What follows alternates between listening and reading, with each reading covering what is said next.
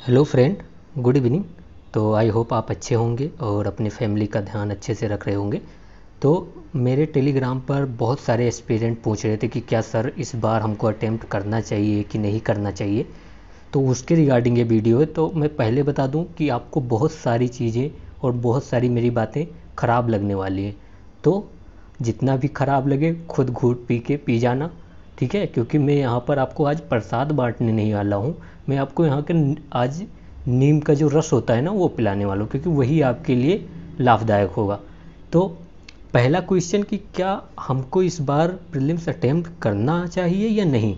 तो मेरा क्वेश्चन आपसे है कि क्वेश्चन जो है कि आपने क्या एटलीस्ट क्या आपने एक बार भी अपने जीएस का पोर्शन कंप्लीट किया है। ओके, क्वेश्चन सेम है कि क्या आपने एटलीस्ट अभी तक या फिर आप नेक्स्ट 10 डेज में मतलब 20 अप्रैल तक आप अपने जीएस का पोर्शन कंप्लीट कर सकते हैं।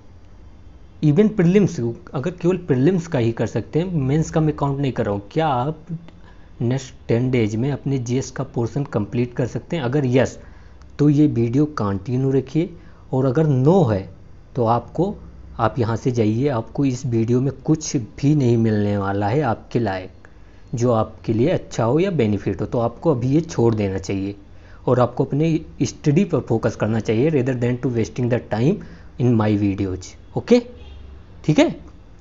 तो पहले इस क्वेश्चन का जवाब आपके पास होना चाहिए यस और नो में।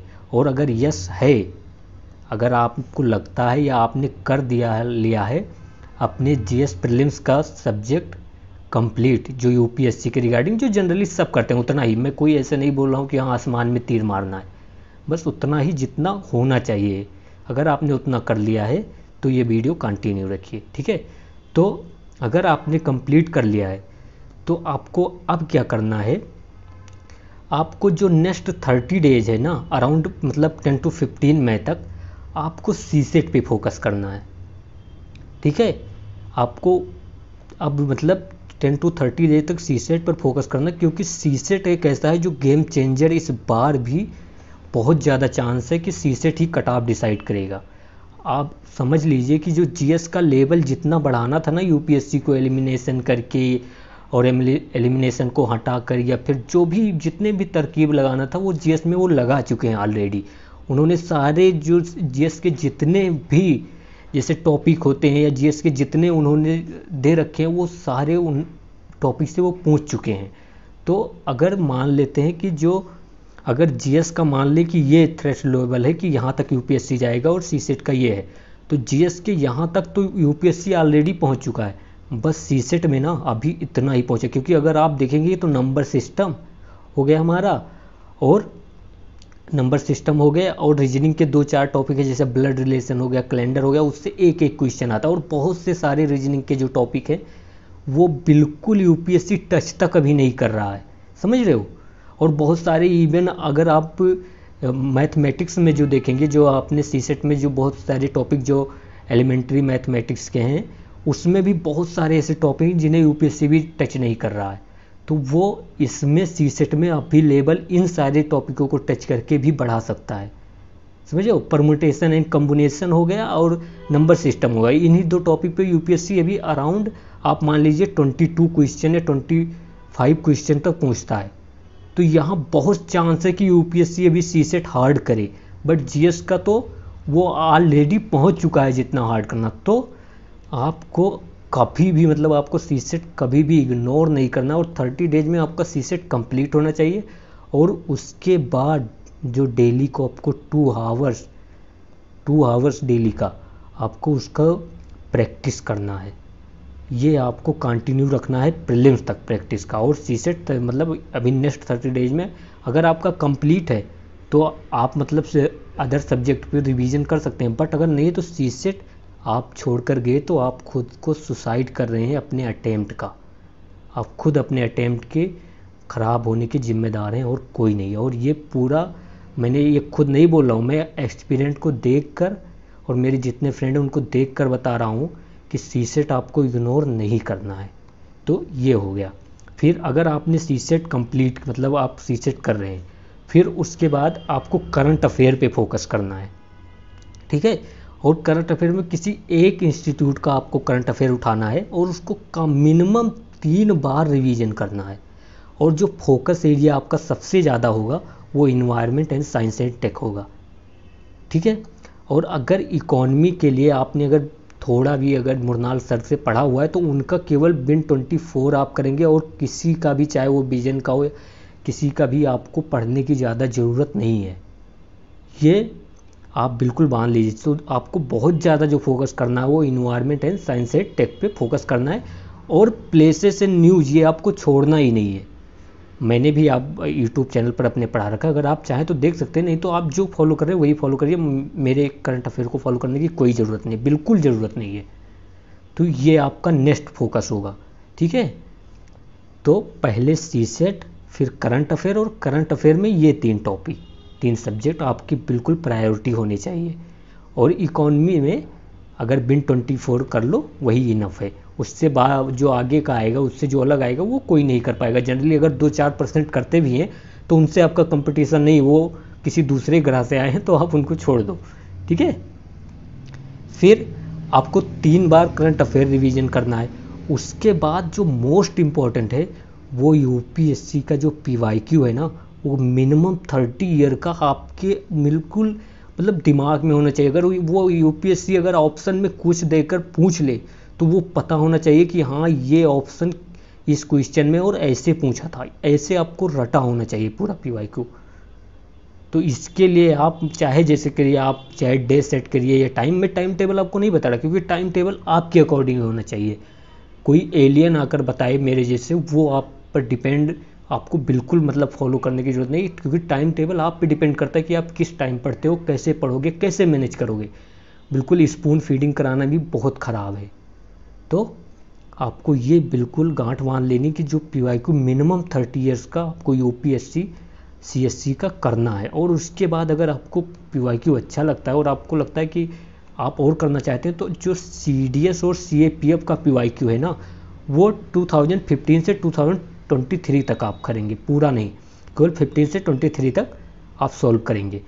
अगर आपने ये दोनों सोर्स सॉल्व कर लिया ना, तो जितना आपके स्टैटिक पार्ट से आता है क्वेश्चन, मिनिमम 40 क्वेश्चन जो होगा वो डायरेक्ट या इनडायरेक्ट यहीं से आएगा। 40 क्वेश्चन का मतलब समझ रहे हो, 80 नंबर्स।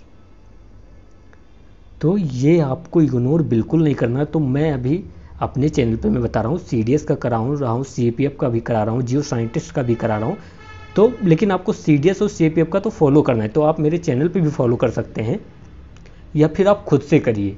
कोई फॉलो करने की मेरी वीडियो ज़रूरत नहीं है, और मुझे इतना वो भी नहीं है, तो आप खुद से भी कर सकते हैं, या फिर आप मेरे चैनल को भी फॉलो कर सकते हैं। और अगर चैनल को मेरे वीडियो भी नहीं देखनी, तो मैं आपको हर वीडियो में जो बोलता हूँ कि टेलीग्राम पर जाइए, वहाँ मैं जब सॉल्व करता हूँ तो उस पीडीएफ, जैसे सीडीएस का मैंने यूट्यूब पर वीडियो डाला, फिर उसका सीडीएस का जो सॉल्व पीडीएफ होता है with extra information, her CDS, जैसे मैंने 1 ईयर का सीडीएस सॉल्व कराया तो उसमें मान लो 80 क्वेश्चन जो हैं, जो हमारे यूपीएससी सीएससी के लिए इंपॉर्टेंट है, तो मैं उन 80 क्वेश्चन में कम से कम आपको 800 क्वेश्चन देता हूँ।